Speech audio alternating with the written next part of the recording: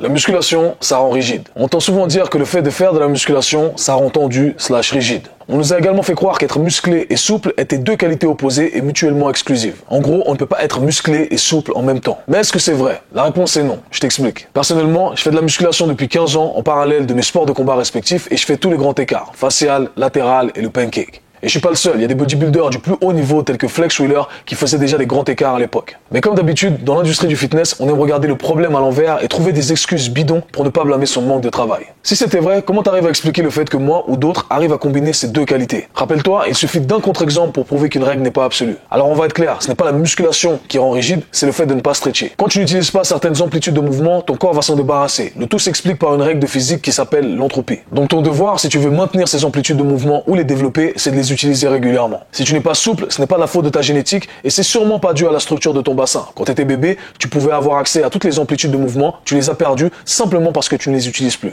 Donc arrête de trouver des excuses et va t'étirer.